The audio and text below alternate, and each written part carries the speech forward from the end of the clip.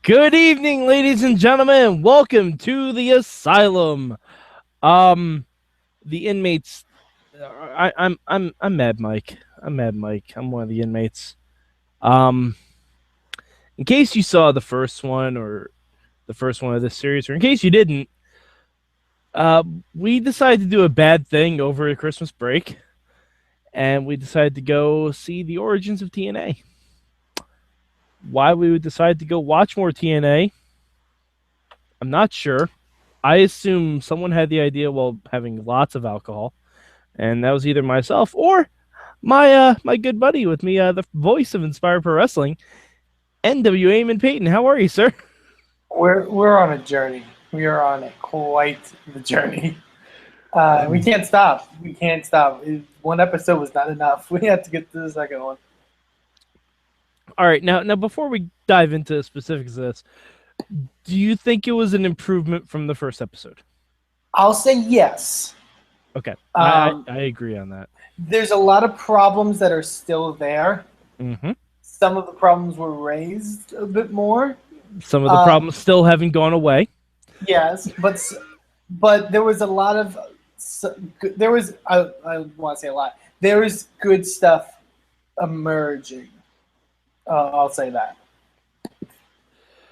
Yeah. All right. Now, when we first started this, I didn't notice it last time. I noticed it this time. Is it bad omen that the stage is set up exactly like the pay-per-view for Invasion from WWE? A little bit, yeah, because they got that kind of crossover thing. Yeah, it's a little bit of a bad omen. A little bit. So are we jumping straight into this? Because I have a note right off the bat. Okay, I love notes right off the bat. Go with your note. So they do the recap of everything that happened last week in the promo video, and then they start the show, and we go straight to our announced team of Mike TNA, Don West, and Ed Ferrara again. Two signs that I saw behind the commentary team. I think I know which ones you're talking about. The first one just says, "Hey yo, I'm Drunko 420," which not what that means. Yeah, not what that means. And the best one of the night, that's literally like right over the commentators as they're introing this show. It's just a sign that says, "I'd rather be at Raw," with the Raw crossed out. And then right next to it just says, "Home." I didn't see that one. Keep in mind, this is this company's second show. I did see a sign that says Scott Hall is my dad, which TNA debut of Cody Hall, ladies and gentlemen. Bullet Club for life. Bullet Club. Oh god. But like, this is their second show. And you see a sign like that. And I think if I'd have to look it up, but I'm assuming these were kind of taped at the same point. There's no way they got Toby Keith for two separate dates. That's what I'm thinking. Yeah. There's no way they got all the celebrities and then some of the, I would say they booking all the female talents or whatever. I don't think they got them all for multiple dates. Yeah. All right. So as we're talking, you see Jeff Jarrett come down, right? And if you actually listen, you can hear Jeremy Borash say, "The following contest is scheduled for one fall with a 20-minute time limit," which, is fine. That's normally what happens on a wrestling show. But Mike TNA seems surprised when Jeff Jarrett says, "Let's get this thing going right now." And TNA's like, "Oh, I guess we're having our main event right now." I'm like, Jeremy Borash announced that there's going to be a match. That's true. Well, yeah, that's the thing I noted is that they said in the opening that they were doing a double main event with Jarrett and Scott Hall and the X Division title match. But Jarrett just opens the show and we're right into the match. Yeah, it's very weird. So yeah, we have Jeff Jarrett versus Scott Hall after the events of last week's show. Not only is Scott Hall ready to face Jeff Jarrett, but so is Toby Keith and Jackie Fargo. Yeah, I noted that Jeff Jarrett has more heat with both Jackie Fargo and Toby Keith than he does with Scott Hall. Pretty much. Okay, so let's go into a theme of the night, which starts to emerge in the beginning of this match. Is it all the faces are assholes? Well, that, but also particularly on this show, Don West being awful. Oh, there's one match where he's especially horrendous. We'll get to that. But to their credit, they all have matches where they're really horrible. So that's true. Actually, TNA is fine. TNA's not too bad. Yeah, TNA's fine. I'll get, because here's the thing. I've said it multiple times before about how I actually don't mind Don West, at least what he became. Latter year Don West. Yeah. Because I think people made fun of him because of his energy and because of all that stuff. And I was like, well, at least, because especially nowadays, it's just like people talking so much shit nowadays. It's like, whatever. But you can start to see why he was a problem. And you can start to see why he needed serious training. Mm-hmm. He needs to be reined in. I noted here, Jeff. He's very much caught up. I think in this whole, there's a bad guy and a good guy. You got to be behind the good guy and not like the bad guy. Unless, well, we'll get to that. But yeah. But I just know that at one point Jarrett has a sleeper in on Hall, and Don West is just screaming, "Come on, Jarrett, wrestle him! Wrestle him!" Like, and, what do you think he's doing? While you're talking about the sleeper hold on Scott Hall, I just assumed that's how Scott Hall spent every Saturday night. Aww. Just slumped down in a corner, and then when he finally woke up, he was like drunk rage Scott Hall, which is basically how the match ended. Also, I'd like to point out, I'm pretty sure this was a no disqualification match. Well, we'll get one quick note before we get to that part. Yeah. I also know that at one point Jarrett takes out at 2 from a lariat, and Don West just yells, "He got him! He got him!" No, it was just a clothesline, dude. Yeah. But then we get to what you're mentioning. I just had a note here. Toby Keith blatantly cheats and then stands over Jarrett as he's being pinned. Mm-hmm. I mean, granted, this happened because R-Truth came out, or K-Crush. I refuse to call him K-Crush. Mm-hmm. I'll call him Ron Killings, but I will not call him K-Crush. Ron Killings came out and tried to cause a distraction because Jackie Fargo was cheating and Toby Keith was cheating. Yeah.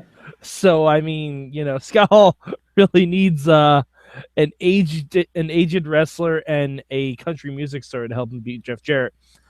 But then, like Brian Christopher runs off K Crush or Ron Killings or whatever. K Killings. We'll just call him K Killings. K Killings.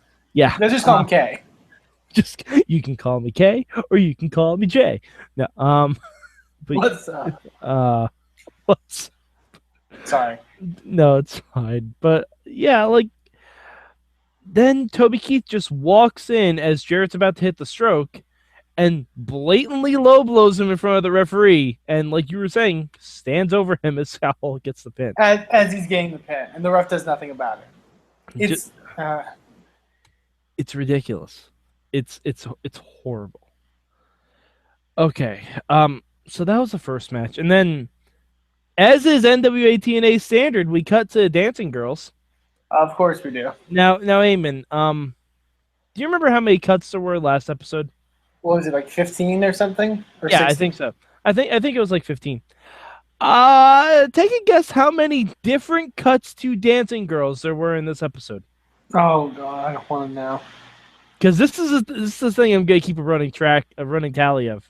But I'll give him the benefit of the doubt and say 20. 28. Jesus Christ! And okay, not to be that guy, but these women are not amazing lookers. Nope. Nopey nope. Like, not at all. There's a reason they're dancing in cages far away from other people. Let's just say that. Under very harsh lighting. Very harsh and inconsistent lighting. Yes. But then we get to the next match. Oh, you can take this one, Eamon, because I don't even know. We made it. We made it. I think we finally peaked in watching in these Asylum episodes because we get an Asylum pay-per-view debut of Cheeks. That is CHEEX. Now, young viewer watching this, if we were to say, hey, there's a wrestler coming out named Cheeks. We haven't specified gender, we haven't specified anything. What would you imagine? Because I guarantee I didn't hear the manager's name, so I assumed the first person we saw was Cheeks, and it made somewhat sense. And then I was like, oh, never mind. All I wrote on my notes is just Cheeks. Fuck me. and I had a similar note. I said, what the fuck is Cheeks? But you said you didn't catch the name of the lady that was with him? Oh, I did afterwards, but I didn't hear the name initially. So when Brown-Eyed Girl showed up, I thought her name was Cheeks. And I'm like, okay, that makes somewhat sense. I'm okay with that. That's fine. I mean, we have fluffed up. I mean, why not have someone named Cheeks? Mm. But no, Cheeks is a very, very heavy-set black man that makes Mabel look like he did CrossFit. I also put that Mike TNA knows that Cheeks claims he was trained by Ole Anderson. Ole and Arn Anderson. Like, TNA makes a specific point to say that Cheeks claims this. Like, not to say, oh, Cheeks was trained by Ole Anderson. No, he claims he was trained by Ole Anderson. And, oh, God. I've seen Haystacks Calhoun wrestle. Not in person, obviously, but through my job at WWE. And I can't imagine it was worse than this. Here's the thing. There's big men in wrestling, obviously. Mm-hmm. And we mentioned Mabel. Like, and Mabel's maybe not necessarily the best worker, but I think he moves around decently. He used to throw freaking spinning heel kicks. Yeah, they weren't the greatest thing. But Cheeks looks like he's about to die in this match. Like, he looks like he's about to give way. Cheeks was blown up before he took his jacket off in the ring. Mm-hmm. Did you hear the line from Ed Ferrara that I noted? Oh, which one? He's quote, "I hear Cheeks is the long lost Dup cousin, blown Dup." No, I didn't hear that. That's good. Like, that's funny. Okay, but that's really good. That's really when good. You're pointing out the fact that he's huffing wind in this thing. I didn't hear that. That's really good. The joke I heard when as most big wrestlers do, they do the running ass to mouth in the corner. Mm-hmm. I believe it was Don West who made a Dark Side of the Moon joke. Get it because he's black, and it was a butt. It was a butt. I don't even.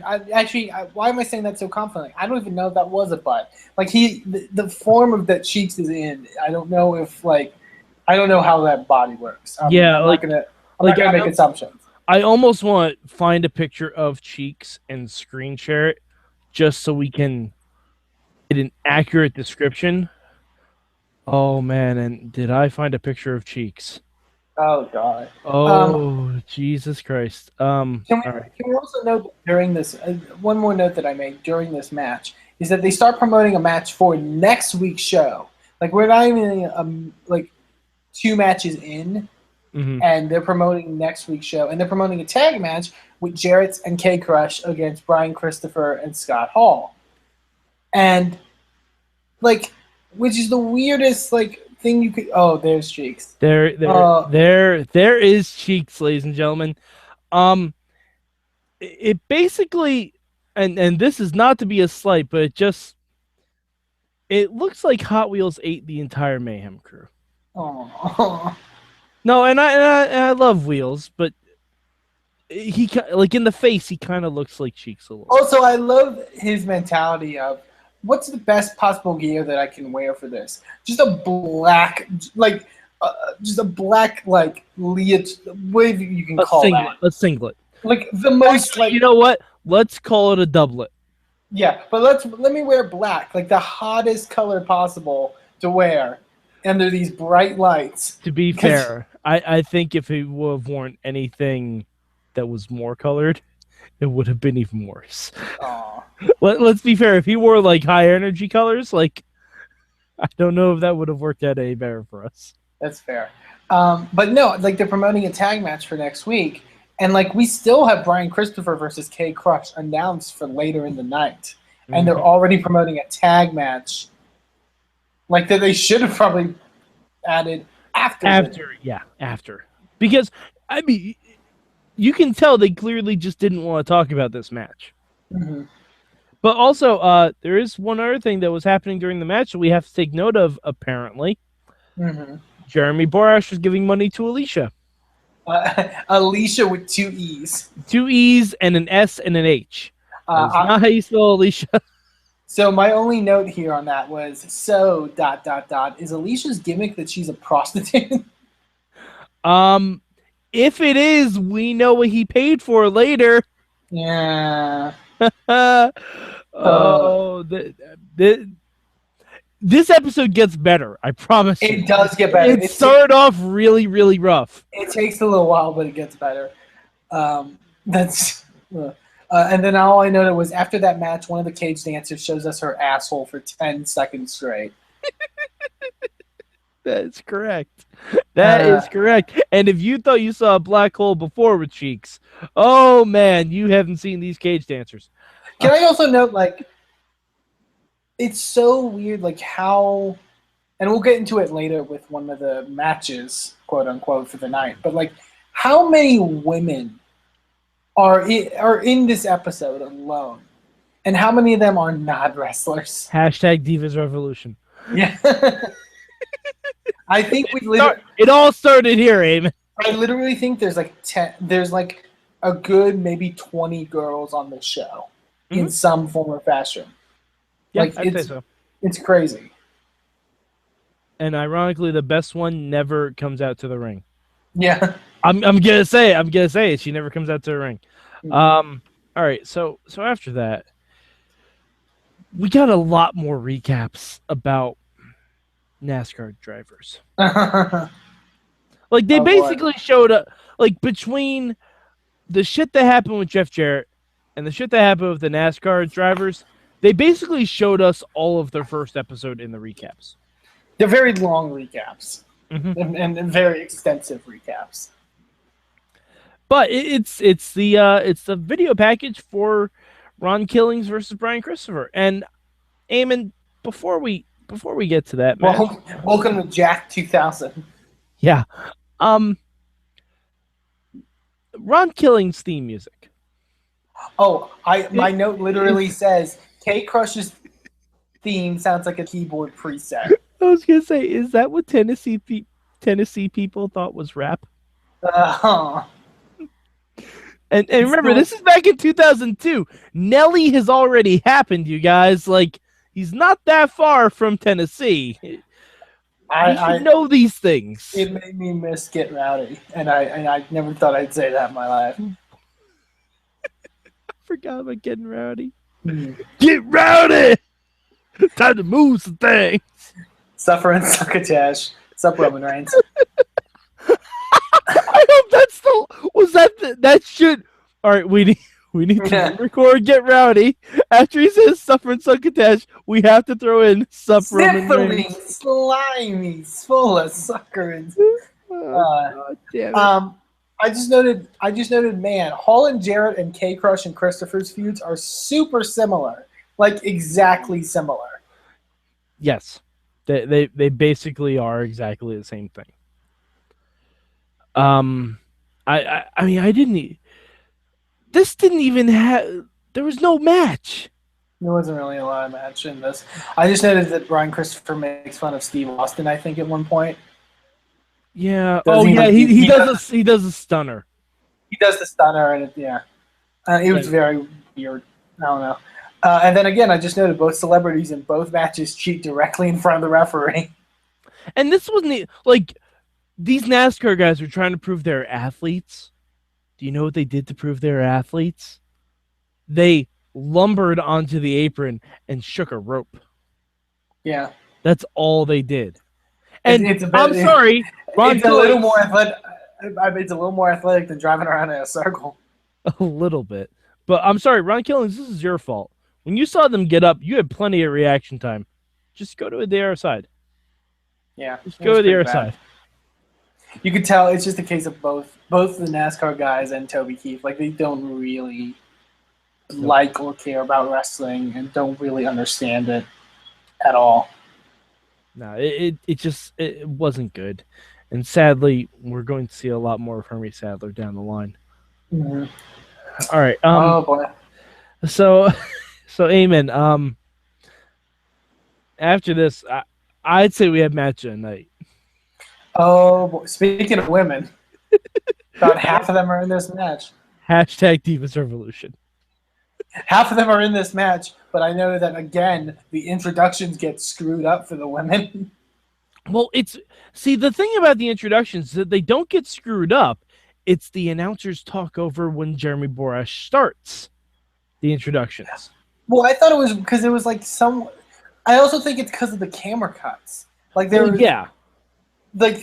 cut to like a woman like standing on the stage waiting for her cue to come out, basically. Mm-hmm. And then someone's like down the ramp, and Jeremy Borash is announcing that person, but they're like, that's not her.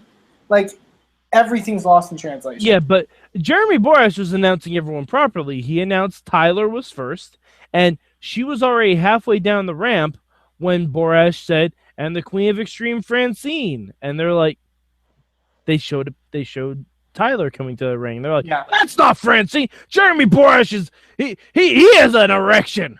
Like, yeah. I mean, they didn't say that, but they might as well have said that. They said Borash has one microphone in his hand, the other in his pocket. So we're going for the super mature themes here. Oh, we are. For those that don't know, this is the lingerie battle royal that is very touted from last week, where the winner becomes Miss TNA. Which that sentence is everything that's wrong with women wrestling. Because this is, it's basically a multi-person bra and panties match, and we've seen many bra and panties matches, Mike.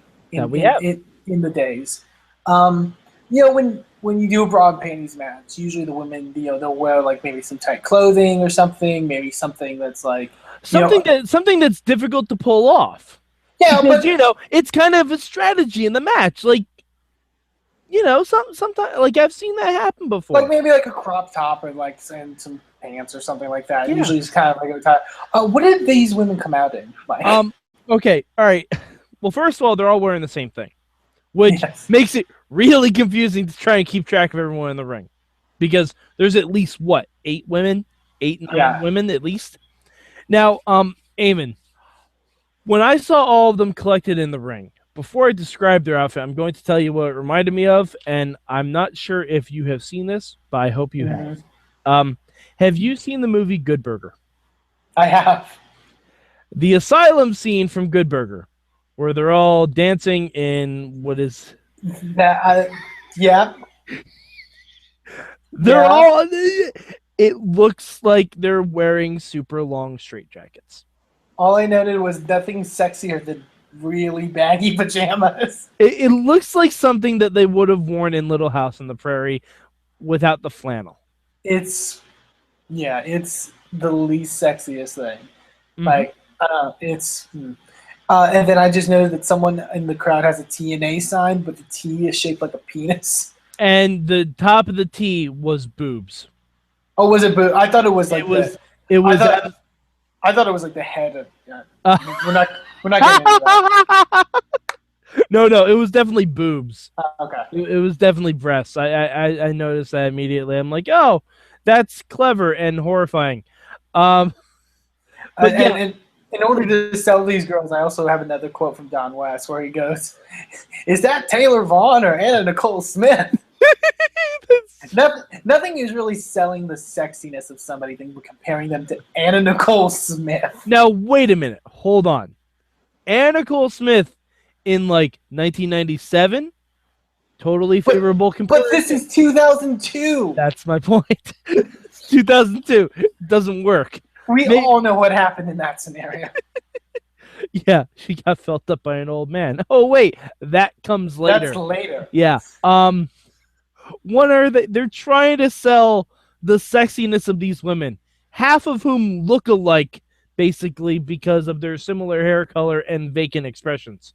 The only one that looks different, I would say this, the only one that, to me, that looks different is Elektra, and she looks terrifying. I'm also going to throw Daphne in there. Daphne, yeah. Because Daphne did the pigtails. She has clearly jet black hair, so she stood out to me. Yeah. Everyone else blended in. Yeah, and Don West is Ed Ferraro is trying to sell this like, hey Don, some of the ladies, Mr. Buttons, maybe we can get a sneak peek. I'm like, wow, that so hot, so hot. Here's the thing I never understand about these kind of matches is that wrestling is kind of a communal thing in a sense. Like, you go to a wrestling event and you're around people and stuff like that, or sometimes even when you watch wrestling communally. Watching this kind of match around other people cannot be like it's watching a sex scene in a movie with your parents. Like, it's like, what are you gonna do? Like, oh yeah, I'm gonna get off on that. Like, it's I just don't get the concept of it. Like, well, I mean, I understand the concept.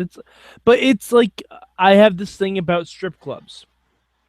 I personally don't believe in them, because if I'm going to go somewhere and pay for blue balls, I'd rather get dinner and a movie out of it.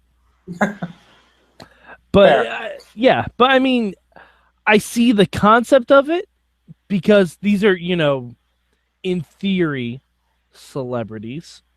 Mm-hmm. Or women you wouldn't expect to meet like out at a club or anything like that. Like, they're on TV.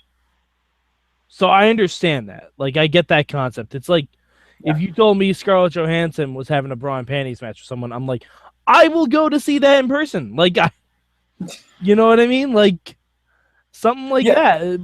But, I mean, none of these women are Scarlett Johansson, we'll put it that way. But the other thing is, like, okay, so we're watching this, obviously, because TNA is releasing these Asylum episodes as, like, promotion of, like, well, this is our product when we started. Look how far we've come. Oh, God. And we'll get into it with another match in the show, but we're living in 2016 now.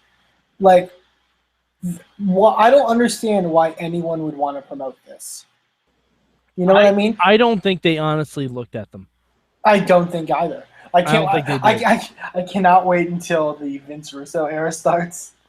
Oh, man. And Roddy Piper shows up, because that's an amazing moment. Yeah, we're gonna have a lot of dead people showing up during that time. Oh yeah. A lot of dead people showing up, and a lot of dead people being mentioned on the show. It's gonna be really. I don't know if you've seen that promo, but no, I haven't. I've chosen not to watch that stuff. We'll get to it, hopefully. Yeah. But like, that's the thing. Like, especially with this match too, and what happens in this match, I cannot believe that they're. Because let's jump to the chase. Francine gets eliminated. Well, hold on. Before we get to Francine, because that's a whole separate thing. Let's talk about the match first, and then we'll get to Francine. What match? Exactly. No, but the only one who was actually wearing, like, I'd say legitimate lingerie was Tyler, the first girl eliminated, because she was basically wearing dental floss. Yeah, it's, again, going back to the attractiveness levels of some of these people. Like, it's not like they went into this being like compared to other, like, these style of matches. Like, they're not wearing anything super like you said. Tyler's the only one that's like wearing anything. And Francine. And Francine, obviously. And Francine, because Francine gets that kind of stuff. Yeah, because it's Francine. I mean, that's the way she's always been, even back in ECW. Yeah, and she literally almost popped out of her top. I think she did too several times. She was just covering up. But like, okay, so let's get to that because she gets eliminated. Yes, she does, and is very upset about it because she lost out on an opportunity for, I guess it's for a contract for TNA. Yeah, it's in theory for a contract with TNA, and while the match is still going on, the camera is ignoring the rest of the match and just focused on Francine holding in her breasts, stripped down, almost naked, and crying. I got super uncomfortable with it. Yes, which is when Ed Ferrara decides, I'm going to go comfort her. And by comfort, I mean sexually assault. Yes. Because he picks her up and has full grab of one of her breasts. Ed Ferrara, where the extra R is for rapist. Again, okay, these style of matches happened in this. Yeah, I'm not saying anything about the match because honestly, some of the in-ring action was moderately okay. Yeah. Moderately okay. For that no worse than Velvet Sky. But again, you're releasing this in 2016 as something to say, this is what our product was.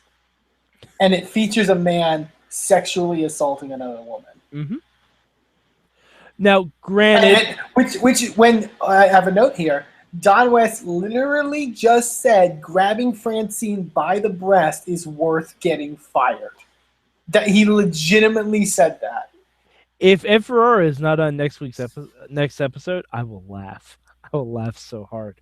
And again, we get it. It's a show, and this is Francine, who's been in the business a good 7-8 years at this point. Yeah. I'm sure this was all planned ahead of time. No, absolutely. I mean, it was a comedy spot, comedy, for lack of a better term. Oh. And Ed Ferrara did get his comeuppance immediately. He got his comeuppance, but that's the thing. He got his comeuppance, but when you have the announcers also saying, I would have done the same thing. Yeah, no, that's not good. But also, I don't know if we necessarily had to go with Francine miming about to give him a blowjob in the entranceway. That was also a thing. That was very disturbing. Because here's the thing, like she starts to mime it basically by trying to take off his belt, and the announce team's losing it. What do you like? What do you mean? Like, why are you excited?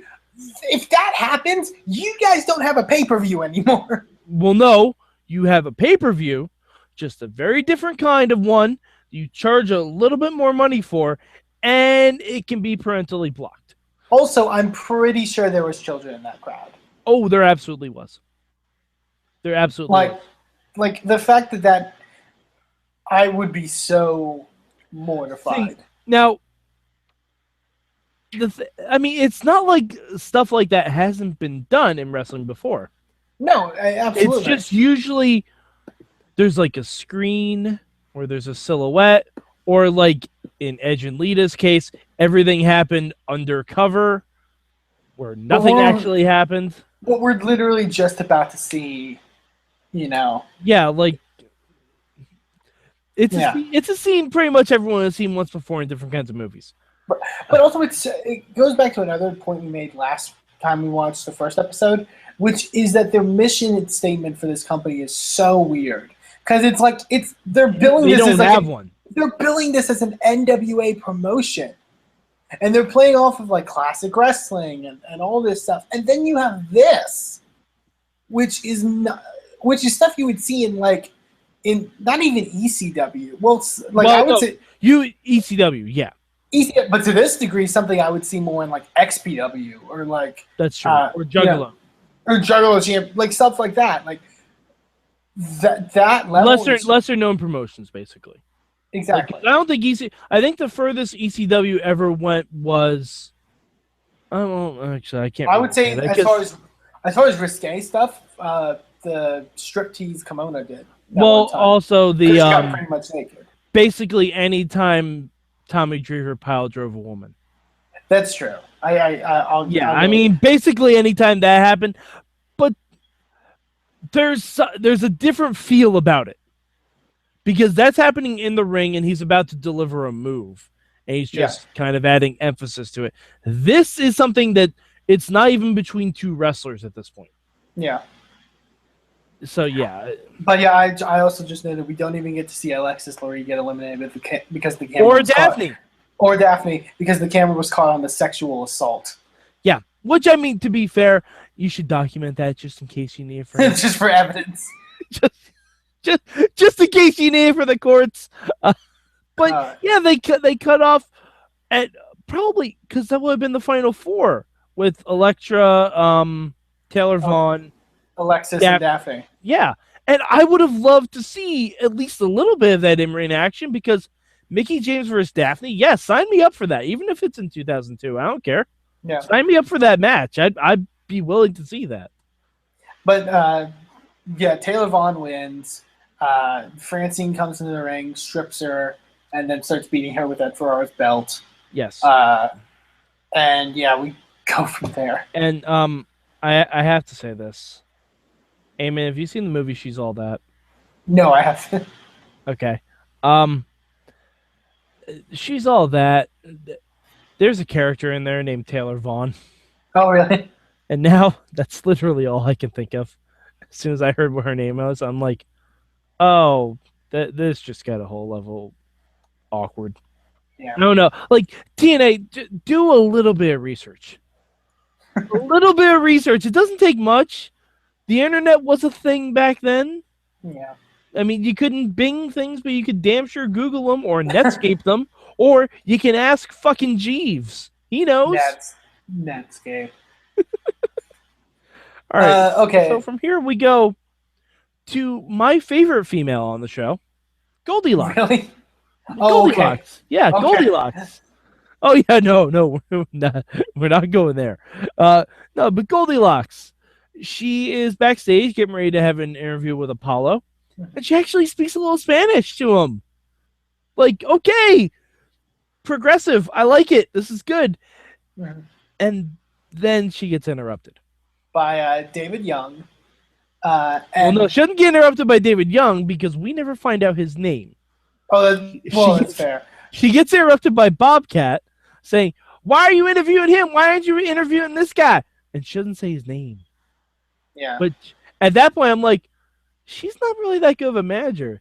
And then I'll come to find out she's really not that good of a manager. Nope. Because then we lead into the next match, which is Apollo versus David Young. Quote from Mike TNA on the entrance for here that I really felt very interesting. Mike TNA said, quote, "The success of this organization hinges on the stars of the future." Just leave that there. Oh, hold on. How many stars of the future have we had on so far? Going through the run sheet. Let's see. Cheeks. God damn it, that's the only one. Yeah. And if he was trained by Arn and Ole, he ain't the star of the future. But okay, so they're promoting these guys as sort of newer guys. They haven't wrestled anywhere prominently. When they're having this match. And I know the only thing I noted, this Apollo versus David Young match isn't too bad. Mm-hmm. But who cares because Bobcat wants to fuck Jeremy Borash. By the way, nice frosted tips, JB. Jesus, JB. Am I wrong, or is he also wearing he's wearing a turtleneck or whatever?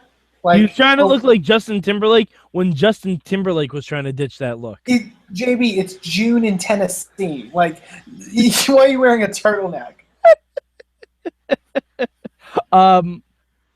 God. So Bobcat, I mean, if we have to be fair on this, Eamon, Bobcat sexually assaults JB. There's a lot of sexual assault in this episode. There really is, and it happened back to back too. Bobcat was going for his little Borash.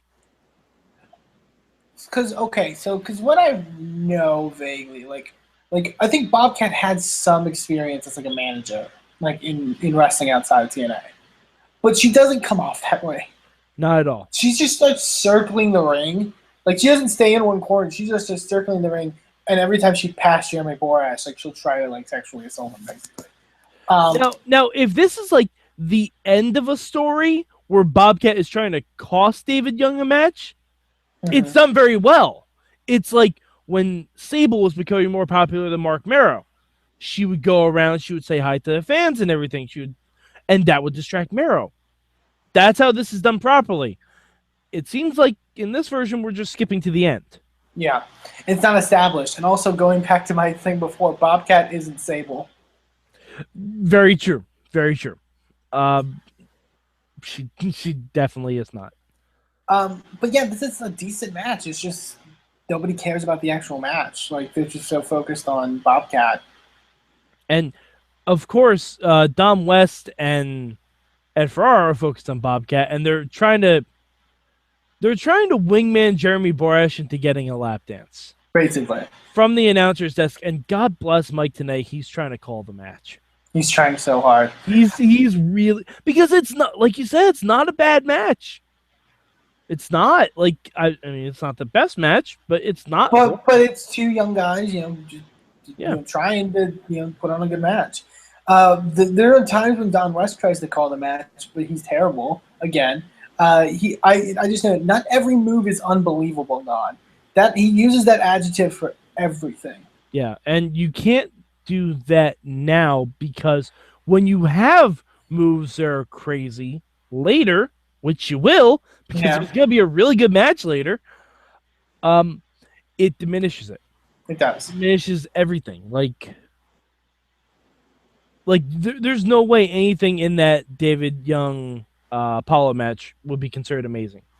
Yeah, I mean, it's decent. Like, they seem like they know what they're doing, but again, just it's the overuse of that word, and he just really is trying. Someone just told Don in the back, "You got to sell our product. You got to, really hype it up." But he's hyping it too much. Yeah, I mean, all right. Basically, Apollo wins his match because David Young is distracted by his manager sexually molesting Jeremy Borash. But one thing I need to note before we go on to the next match, was Apollo's music just a really bad knockoff of Smooth by Santana? Basically. Okay, I wanted to make sure I was hearing that correctly, because I'm like, Apollo sounds like the only one who actually has music that isn't Jeff Jarrett. And I'm like, oh, it's just Santana. That music will be used for the next couple years in TNA by every somewhat Latin wrestler. Was that the first music for LAX? I bet. I honestly bet. Okay, so then we get on. Okay. Hold on. We have to start. This segment starts off, I felt really good. Oh. No. Joel Gertner. It's on his part. It starts out good. But Joel Gertner, who's known for well, and he does all the sexual perverted intro and everything like that, which is generally pretty horrible. But after that, you find out he's the manager for the Rainbow Express, right? Which is kind of great. It is. However, middle through his promo, Don West just yells, "Get on with it already! We don't care." Yeah, which is Don West. Let your performers perform, because Joel Gertner is actually very good at what he does. What Gertner he thinks he's being Don thinks that anything. He thinks that being a wrestling fan, right? And it's, you're right. It interferes with what they're actually trying to do. Yeah. Don wants to get to the action, which makes sense. But you have to establish these characters first, because we don't know who they are. Yeah. And Joel Gertner, to his credit, does a fantastic job. He points out that Lenny and Bruce are gay, and everyone should be cool with that. It doesn't matter what they do in their private. It doesn't matter what they do. That's their business. But when they're in the ring, they're all business. And I'm like, bravo. Joel Gertner. For 2002? Yeah, for 2002. That's incredibly progressive.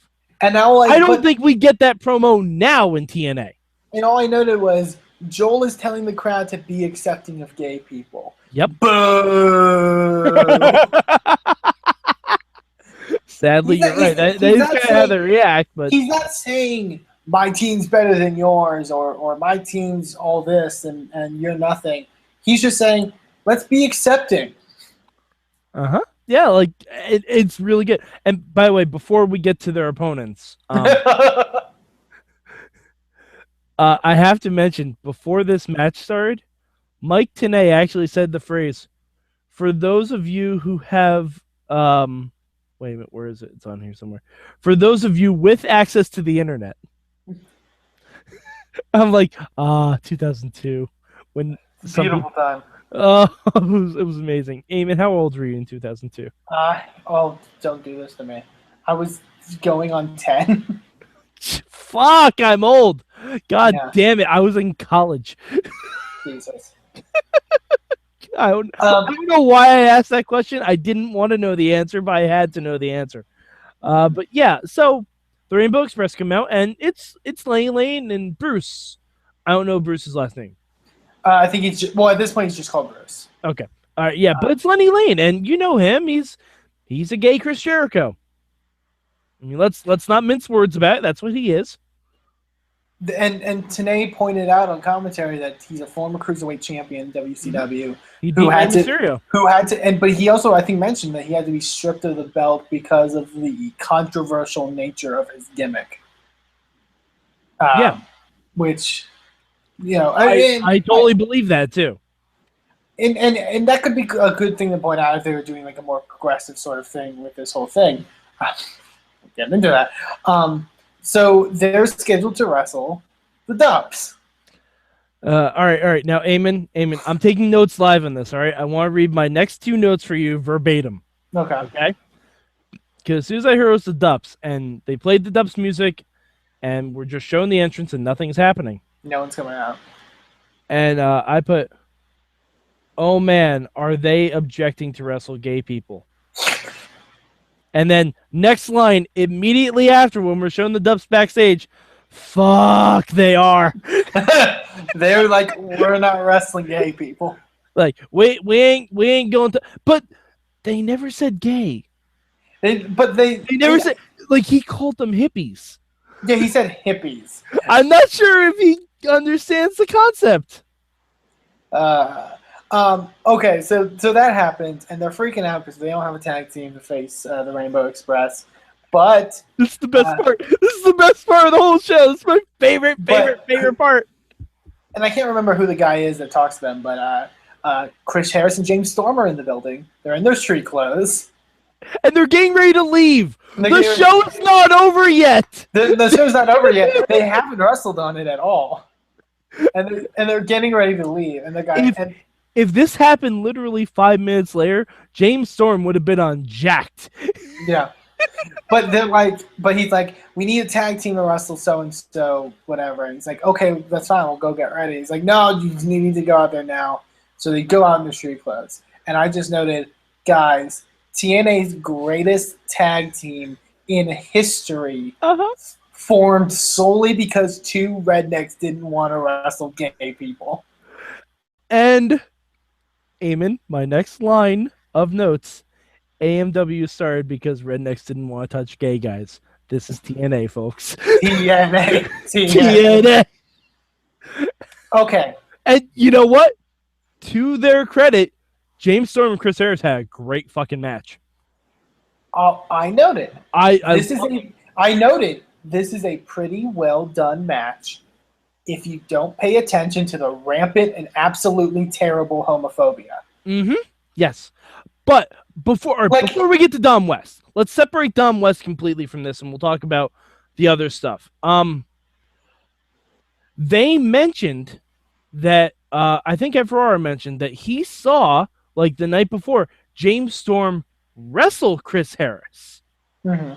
And that they had a really good match, and for them to put aside their differences to team together was really cool. And I'm like, that's awesome storytelling. In the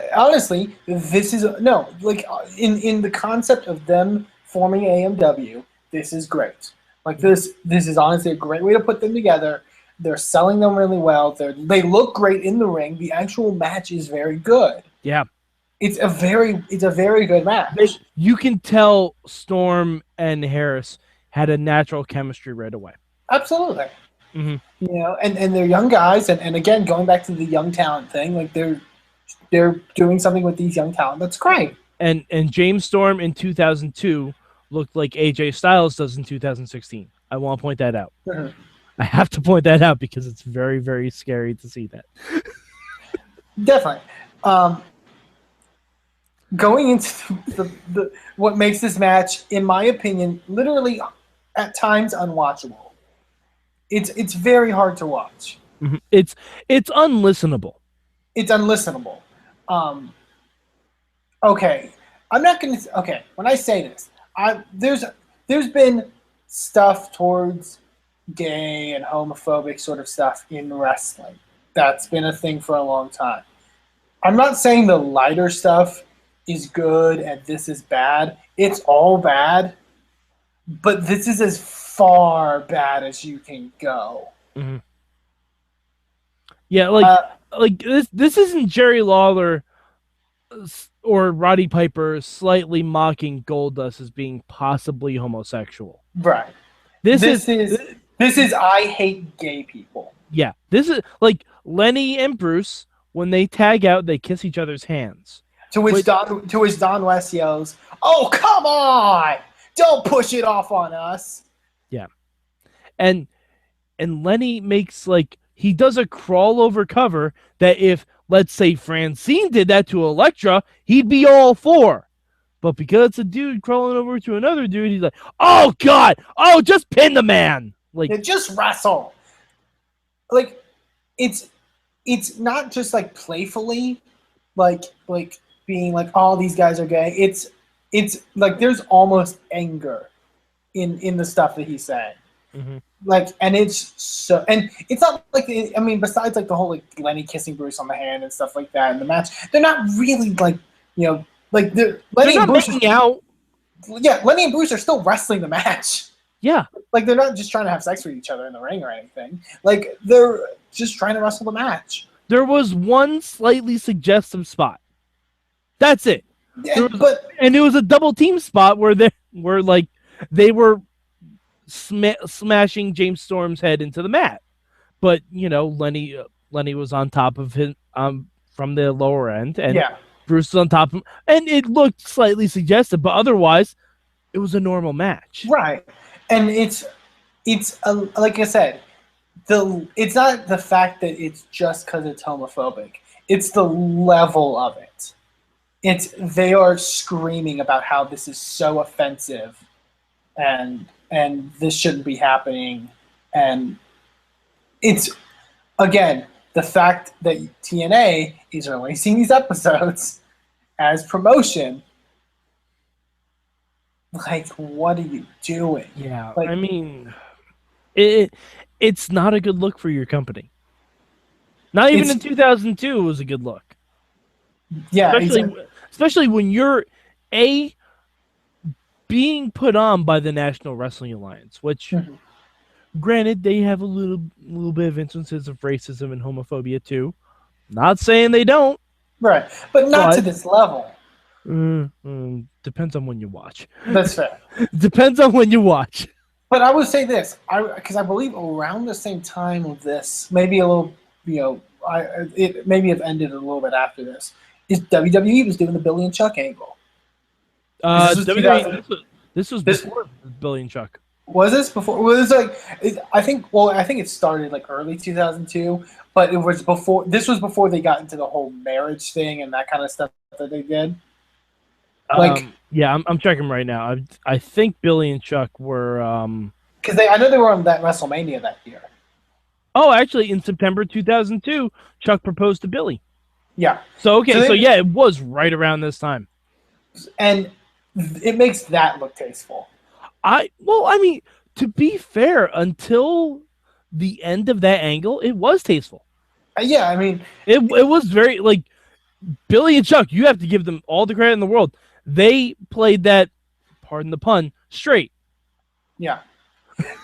But also, like, the announcers were very much like, "Oh, they're a tag team, and they're very close to one another." Like, Yeah. wink, wink, wink, nudge, Like, nudge. oh, like They they're were friends. They weren't like, "Oh, this is gross. Stop this." Yeah. Like, it's too much. It's too much. And Ed Ferrara is the one telling Don West throughout this contest, they're not pushing anything on anyone. They're just two guys and that are, into men and whatever. Like, yeah. I wish Ed Don West Ferrara is saying that. Ed Ferrara, the guy who literally just sexually harassed Francine. Literally just sexually harassed Francine. The guy who made fun of JR's Bell's palsy in WCW. Like that guy is like, come on, Don. You're going too far. This is TNA, folks. We are TNA. But yeah, so AMW got the win, right? They did. And obviously they're not called America's Most Wanted yet, but awesome beginning to that tag team. Yeah, it was great. If you have it on mute, it's a great start. Sorry. So after that, then we get Ricky Steamboat talking to Ken Shamrock. If you had to give me two people who have the least mic skills in the world, these guys would be pretty close to high on my list. I didn't think Ricky was too bad. Also, was he in a referee shirt because this was taped together? Well, also because it goes into he'll referee part of the main event on the show. Yeah, which that's another thing we gotta get into later because I thought that was weird. Yeah, but he was okay compared to Ken Shamrock. Yeah, Shamrock is just who cut a very weird promo. It's very 1998. Yeah, but also like it wasn't even that much of a face promo. Like it was kind of like, at least from what I remember, it was kind of him being like snarky in a sense and being like, I'm the champion, it's kind of like screw you guys or whatever. Like sort of, but not really. Well, I think Ken knew he wasn't long for the company. Yeah. Because he doesn't stick around very often. They're like, we need to put the championship on a face that people will recognize that isn't Scott Hall because he's a drunken mess. Yeah. Because I have to think Scott Hall was the original plan. Could be. I get putting on a Ken Shamrock. It's just, I don't know. But then my other favorite part of the show, James Mitchell comes out. We finally get as much as vague as the whole Disciples of the New Church stuff was last episode, where they just told us they were a stable and didn't explain why. He's basically saying that he's going after the TNA World Title. Would you have flipped these two episodes? Oh, absolutely. Yeah. Okay. Absolutely. Yeah. And we'll get into the main event as well. Absolutely. Yeah. This. Although I did like how they took stuff from the first episode and drew it into the main event of this one. I was okay with that because we had the same questions, but yeah. James Mitchell, he says he has a challenger for Ken Shamrock, and he brings out Slash. Well, because the announcers are going, well, it must be Malice. Yeah, it must be Malice. Must be Malice. It's gotta be Malice. Like, don't spoil it any more than you're just let him introduce who it is, god damn it. Right. And then Slash came out, and Slash stood at the ramp and looked menacing. And Shamrock was like, here's what we'll do. I'll lay the bell out right here. We'll go now. And then Malice sneaks up from behind and chokeslams Ken Shamrock and beats him down. Yeah. I think I remember liking this segment. At least up to the Mitchell part on. It wasn't bad. I thought it was fine. Although I almost have to look at Abyss differently now, knowing how many shitty tattoos he has. Oh wait, Malice isn't Abyss. Malice isn't Abyss? Are you sure? No, that was Justice on the last show. Okay. All right. Malice is the Wall from WCW. Oh, all right. Okay, I got confused because I was gonna say he didn't look like Abyss. I was gonna say that's a much slimmer Abyss. I was gonna say, are these guys sure Malice is Abyss? Because he doesn't look like Abyss. Okay, all right. So Malice is AWOL. All right, that makes more sense. Mm-hmm. Okay, but yeah, still shitty tattoos. Yeah, just awful. It's like he has like the Michael Cole of tattoos. Pretty much, like he's a lot like Gunner. He's like a slightly skinnier Gunner. Slightly skinnier, slightly taller Gunner. Yeah, you're not wrong. You're not wrong on that one, Eamon. Yeah, but I thought this segment was fine and set up stuff going forward. So. Yeah, actually, as soon as the like the Bobcat stuff ended, I thought the rest of the show was pretty great. As far as like the matches and like this, yeah, like you take out the Don West commentary, the rest of the show was fantastic. Yeah, I agree. Yeah, because now we get to the main event, and Eamon, we're gonna crown an X Division champion. Mm-hmm. Now, they said it was a tournament. They said it was a tournament, and then they said it was a double elimination match.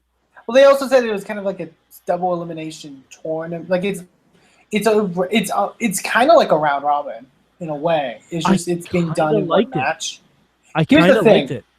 I noted this on. I noted that this is one of the few times TNA has put together a different match concept that actually had a great plot device. You know what would have been really good if TNA, when releasing these episodes on YouTube, if they took this double elimination concept and applied it to the 8 groups they had in the World Title Series. That would have been great. How awesome would that have been? It's such a cool. So basically, for those that didn't watch it, the concept of the match, I believe it starts with AJ and Psychosis. Yes. Low-Key and Jerry Lynn are at ringside, basically. And AJ and Psychosis basically have a match. Whoever wins the match goes forward, and the loser gets replaced by the next guy.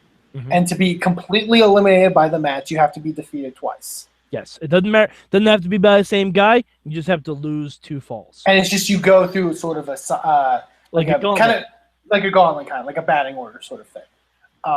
It was really, really well done. And it, like I said, it made for a really great plot device. Because I noted here, like this match isn't just high flying and spotty. It tells a fantastic story with Jerry Lynn being the veteran and AJ Styles having to beat Jerry 2 straight times in order to win. Yeah. And also, Jerry Lynn was able to get an easy win on AJ Styles because AJ had already wrestled Psychosis and Low-Key. Yeah. I always forget Low-Key's kicks. He was pretty great in this. Yeah. But this is a concept that TNA should bring back because honestly, it's really, really good. It's smart. It's very well done, and it was a long match. Yeah, because I noted, good on them for giving the X Division guys the main event and giving them ample time. Yeah, and I think what was it, like 40 minutes? Good for 40 minutes or so. Because you're doing like 8 or 9 matches technically in a certain period of time, so I needed a good amount of time. It goes to the total nonstop action theme that they originally set out. Like there's no rest holds, there's nothing like that. It's always go. Action. Yeah, and while Don West can be, he's still kind of using the whole unbelievable stuff, and we mentioned before in the previous match, I thought the commentary team did a pretty good job of selling the importance of this match. I think that's because they knew they had to sell the import. Because without this division, TNA wasn't going to work. Yeah. Ed Ferrara is very good in this match. Like shockingly good. About just selling, like, the fact that these guys are making history tonight. The work that they're putting into this match is going to be remembered. It's going to set the standard for TNA going forward. They do a fantastic job in this match. And also, they made it feel like a big deal. I do want to point out, this was back in 2002, okay? When Jerry Lynn comes out, they say, oh, Jerry Lynn has 14 years of experience. Yeah. This was back in 2002, guys. That's kind of crazy. And Jerry Lynn just wrestled his retirement match last year? He wrestled it a couple years ago, I think. I thought he had a match in Ring of Honor.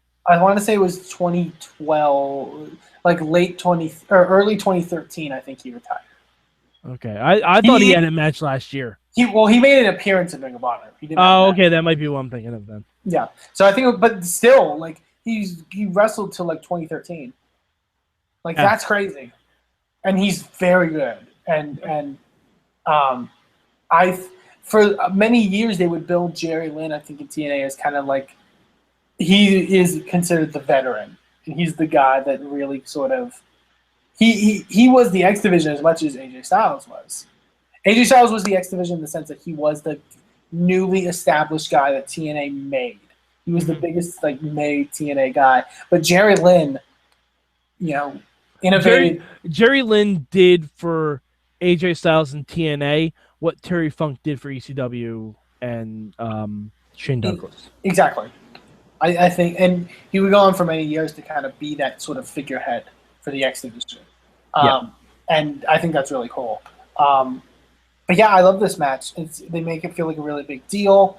When it gets down to Jerry and AJ, there's a lot of drama from the fact that, like I said, AJ has to win 2 straight falls, and he's wrestling a veteran like Jerry Lynn. And he's also wrestling the only guy that's beaten him in this match. Exactly. Like it's such a great story. Mm-hmm. It's really and plus perfect. AJ. He wins with the Styles Clash. He gets the first fall with the Styles Clash, and then he breaks out the Spiral Tap. Which, in 2002, I mean, that's so different. It was a big deal. It's so different from what people have been doing. This is like this. I think in 2015 to 2016, the X Division definitely has gotten lost in TNA. Because they think because now it's just the cruiserweights, and now it's just the guys that do flippy, crazy stuff. Mm-hmm. But it's stuff like, there's no stories anymore. And I think a lot of people really defaulted to, well, X Division is the stuff you see on highlight reels and all that stuff. It doesn't have a lot of story. But that's not true at all. That's not true. Even in like the 2005, 2006 year of TNA, when Samoa Joe was X Division champion. That was a story. That was another one, I think, of the best stories that they told. That was a story. With the X Division. And even, like, I hate to say it, I think when the X Division took a turn for it being way less important was when they did the cash-in at Destination X. That's true. I think it was supposed to elevate the division, but instead it made it like, hey, good, you have this, but you can get rid of it for the big belt. Huh? Yeah. You want the big belt.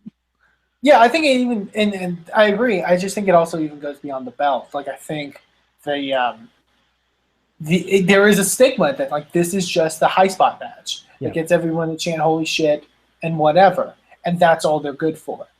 But you can tell stories. Mm-hmm. And this is an amazing match. This is one of my favorite. Seriously. If you want to watch some good stuff, find this episode of the Asylum years. It's the second one. Go about halfway through the show. Mm-hmm. Halfway through the show, once you see a chick running around a feather boa that you don't recognize, you can start watching there. The wrestling is from that point on is good. Like I would say even the Apollo David Young match. Mm-hmm. The wrestling is good. It sounds standard with TNA. The wrestling is good. It's the story that's fucked. But I wouldn't even say the story's fucked. It's just all the stuff around it is fucked. Yeah, like especially if you watch it on mute. Yeah. Watch it on mute. That'll be even better. It really helps. But like you can tell, like they told a great story. I love this. We mentioned Ricky Steamboat does the final sort of when it comes down to the final 2. Mm-hmm. Makes it feel like a big deal. I thought it was great. Really good stuff, and it made this feel like an important moment. I really want them to bring this concept back. Mm-hmm. Because I don't know if they would do it now because it's a heavy match plan. Oh, yeah. It's heavy match planning. Like, I think that might have been why they switched out referees. Like, they worked out the individual match. Basically, yeah, because that's the other thing. There's 2 referees here. Besides Ricky, there's 2 referees. they're essentially wrestling like a bunch of 3 to 4 minute matches in a row. Yeah. But it works. It totally works as a concept. Hell, I would even be okay if someone stole this idea and used it. NXT, Lucha Underground, Ring of Honor, WWE. I'm talking to you. Steal this concept. It's a great, great concept, and I think it would do wonders for someone like for some place like NXT or Lucha Underground. Again, because this isn't like TNA doing the reverse battle royal, no, just to do it. It's not like a reverse ladder match where you have to hang a belt. No, this is actually an original, innovative concept. Yeah, and it's like when you first saw Ultimate X. Oh, this is different because there are no ladders involved, and it adds something new to what they're presenting. I like I said, I have nothing but great things to say. Watching this match was a big redemption for this show as far as my desire to kind of watch it. You know what I mean? And our desire to continue doing this. Exactly, because I honestly just with the women's stuff and the homophobia and all that stuff on this episode. If it was just that, I would say I probably wouldn't want to watch further. I don't want to know what happens further. But with that match, with that X Division title match, I want to see where this goes. You know what I mean? It's the one thing that makes me want to continue to do this series. Yeah. You know what I mean? And we mentioned it before, but we can really get into it now. The announcers even mentioned why aren't the Flying Elvises in this match? Because they showed the recap from last week where the Flying Elvises beat 3 out of the 4 guys in this match. Mm-hmm. So you've already got me interested for what's to come. Yeah. Because AJ Styles, the only person that's been able to beat him is Jerry Lynn, and AJ Styles took the fall against the Flying Elvises. That's fair. Yeah. So there you go. I mean, now you have a champion. You have a champion who's vulnerable, who's been pinned in a 6-man tag, and who knows the veteran can beat him. Mm-hmm. It's a great setup. It establishes stuff going forward. I think that's great. Only last note. Overall, I think they were pretty good during this match. However, I think the Nashville crowd still kind of sucked in this. I don't think they gave them as much as they could have for what they were presenting. And then I hated the fact that at the end, the announcers kind of wrap up the whole show, and behind the announcers, that sign shows up again. I'd rather be at Raw/home sign. And that I think it's a testament to the performance those competitors put on, but I got pissed off. I was like, that's disrespectful. You know what I mean? Because they went and fucking tore the house down. And for somebody to hold up that sign at the end of it, it was like, fuck you, you know? Yeah, you can tell that was just a drunk guy trying to get on TV, essentially. Very much, yeah. Thanks, Nashville. Yeah, that was episode 2 of the Asylum TNA stuff. Again, there's problems, but there's some good here. You know, there's you got to shine it up pretty heavily, but there's a diamond here in this whole thing. There's a reason they've lasted as long as they have, and I think we're starting to see that a little bit. Yeah, I'd agree. All right, so Eamon, where can the people of the internet find you? They can find me on Twitter at Eamon2Please, and they can also check out the wrestling organization I'm involved with, Inspire Pro Wrestling at Inspire Pro Res. We got a wrestling event this Sunday in Austin, Texas, so definitely go check us out. All right, and you can find me at MadMike4883 on the Twitter machine. Also, I'm going to be doing the Total Divas wrap-up again with Jen Carlins starting next week. And also, if you go to the Wrestling Mayhem Show proper, we're going to have co-executive producer of Lucha Underground, Chris DeJoseph, back on. So if you have any questions about Lucha, that he will probably dodge and not give us any spoilers at all. But we'll try and get him to answer some stuff anyway. Email us at goodtimeswrestlingmayhemshow.com. All right, so for Eamon, I'm Mad Mike, and we are closing the Asylum doors.